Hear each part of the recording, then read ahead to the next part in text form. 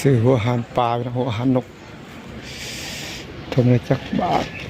บาทเลย 10 บาทครับบาทนี่หัวหารนกใช่ปะหัวหารนกจะเอาหัวหารปลาหัวหารปลามีแบบนี้ไหมนี่ค่ะอันนี้ก็เอาปลาได้ไม่กับปลาได้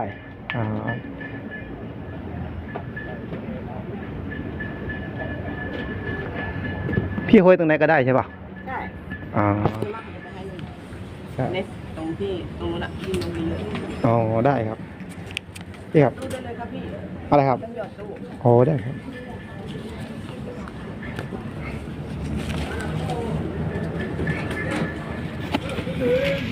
2 กล่องเลยปะใช่ครับเราจะเอา2 กล่องไปอันนี้ที่ต่อ๋อได้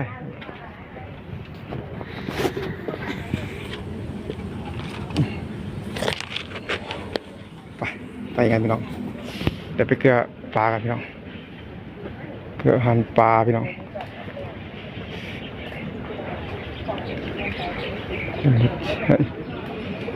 ให้บุญพี่น้องอย่าให้ล้มกันนะ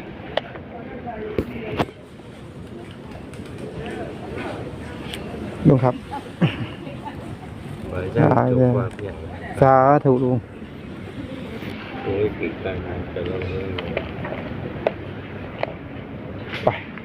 ไปกัน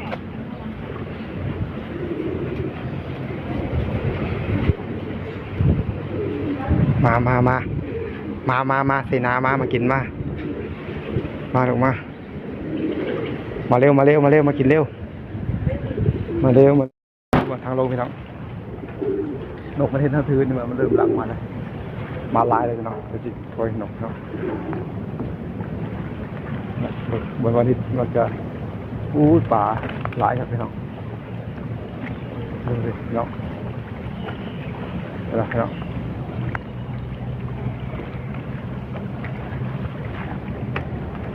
เดี๋ยวซีโฮยลงให้ป่าพี่น้องบุกป่าคนหลายเลยครับพี่น้องสบายดีสวัสดีพี่น้องเอฟซีทางไกลมื้อนี้วัน2 วันนี้คือเก่าพี่น้องบรรยากาศยามเช้าของวันอาทิตย์มื้อนี้พี่น้องมื้อนี้มาเกลือป่าพี่น้องอยู่วัดบุคโลพี่น้องมาให้บุญพี่น้องก็เลยได้โอกาสลงมาเกลือป่าพี่น้องอยู่วัดบุคโลอยู่แม่น้ำเจ้าพระยาพี่น้องเห็นข้างหลังวันนี้ไม่เคยใหญ่เดี๋ยวสิเกลือนกนะพี่น้องบึกมันมาเลยพี่น้องมาเห็นวันนี้ถือเนี่ยมาพี่น้องวันนี้ไปซื้อเนี่ยมาไปบูชาเอาเนี่ยมาพี่น้อง2 คันบึกมันมาเลยพี่น้องนกพิราบพี่น้องเดี๋ยวเสือมันพี่น้องพี่น้องปุ้ยหลังมาเลยพี่น้องเห็นไหมพี่น้องโอ้กินอยู่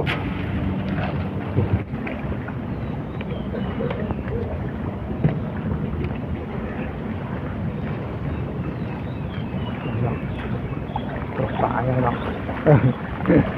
เห็นไหมปลาพ่นลายเลย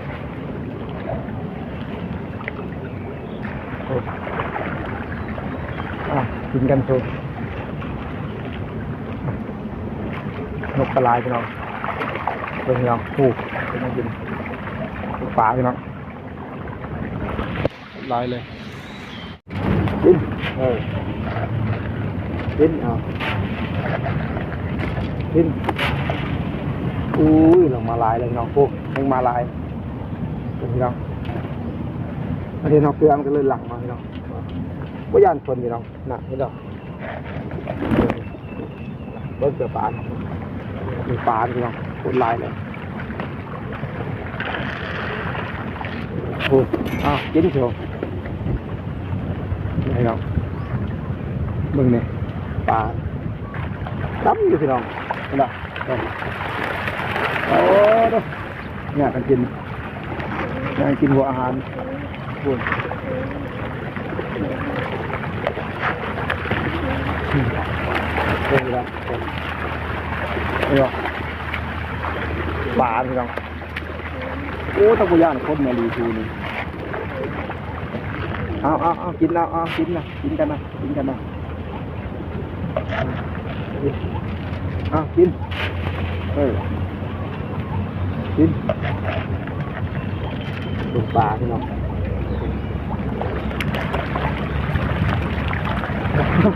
หัวจีบนี่พี่น้องเห็นไหมพี่น้องขนาด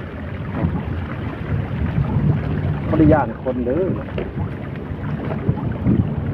ดินี่ละลายเลยโอ้โหโอ้เรื่องละโอ้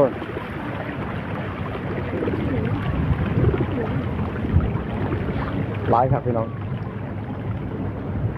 เดี๋ยวให้เบิ่งพี่น้องท่าให้เบิ่งพี่น้องผู้พังนี่ก็ได้พี่น้องพังนี่บริกินโอ้ตัวใหญ่พี่น้องปลาอะไรพี่น้องปลาขอปลาอย่างพี่น้องโอ้ยากกันกินขนมมันเหี่ยเนี่ยก้อนละคำพี่น้องนี่ขนมนี่พี่น้องนี่ขนมมันนกบุกินพี่น้องเดี๋ยวมันจะทิ่มลงให้ปลาย่างกันกินเลยเนี่ยขนมมัน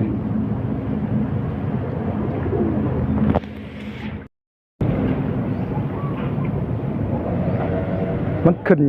ตามกระแสน้ำพี่น้องหรือมันต้านกระแสน้ำมันจะลอยขึ้นพูพี่น้องมันจะไปพูเรื่อยๆพี่น้องไปพี่น้องแต่ว่าไม่ใช่อยู่จุดนี่ปลาเนี่ยไปจุดอื่นเลยพี่น้องเบิ่งผมบางทีมันจะมีปลาขอนะพี่น้องปลาขอปลาดุกเห็นบ่อย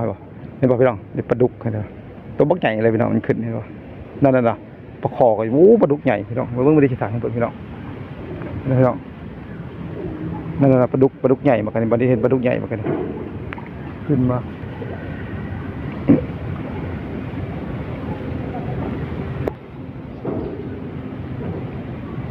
เนี่ย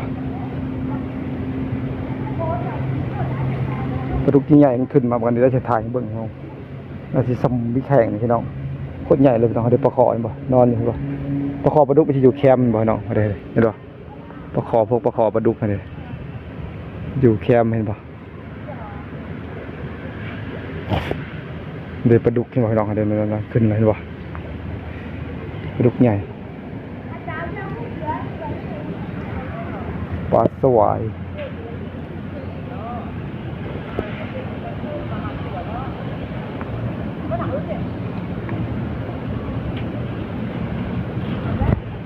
ปลาดุกใหญ่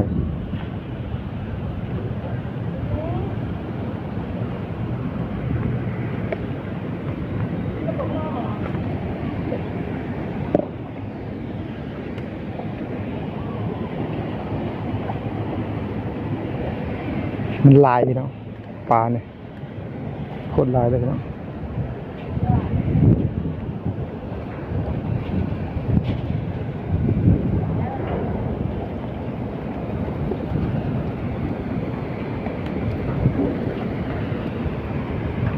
บนเรือ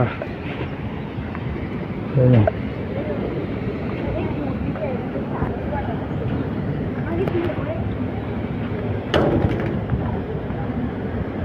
มันขึ้นพี่น้อง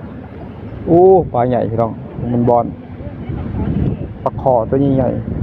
ๆตัวสีใหญ่ๆ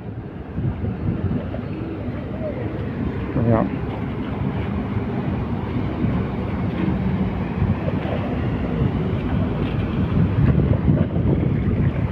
โอ้มันขึ้น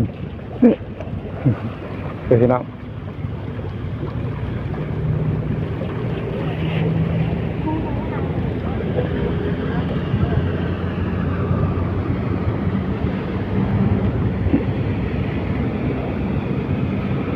ยาวสำปลาขอพี่น้องสำคัญกับปลาขอความยาวมันปลานี่พี่น้อง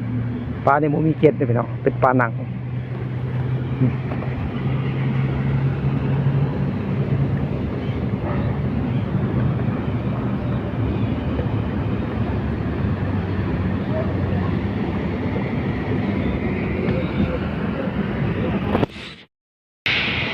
่น้องเดี๋ยวจะเอาได้ไปคืนครับพี่น้องขัดมันไปคืนวัดพี่น้อง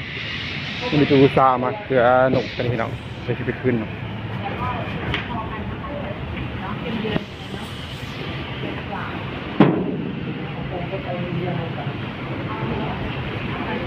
ขนมปังกินได้พี่น้องขนมปังก็กินได้พี่น้องเราจะเอาขนมปังเกลือโอ้ตัวนี้แห้งลายพี่น้องเบิ่งความมาเกลือพี่น้องดูพี่น้อง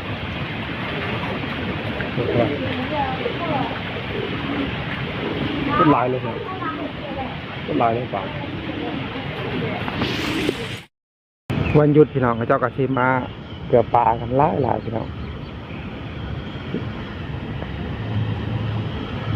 เข้ามาให้บุญให้สินกันพี่น้องแค่นี้พี่น้องคนมาเกิดปลากันจะซื้อหัวอาหารมาบางคนก็ซื้อหัวอาหารมาพี่น้องบางคนก็เอามาซื้ออยู่นี่พี่น้องนะบางคนก็เอามาแบบเศษอาหารแบบเศษนี่ขนมปังพี่น้องที่เขาขายบ่เบิดพี่น้องที่ก็ขายบ่ออกครับพี่น้องเขาก็มาโปรยลงให้ปลาพี่น้องได้หลายพี่น้องเอามาเป็นรถพี่น้องรถตุกๆคันหนึ่งพี่น้องเอามาโปรยให้ปลา ขนมปังพี่น้องมาบันิดมาบริการให้พี่น้องมาพี่น้องบอกอ๋อแค่ได้ปลาเป็นลายพี่น้องปลาสวายปลาขอปลาดุกพี่น้องโคตรลายเลยพี่น้อง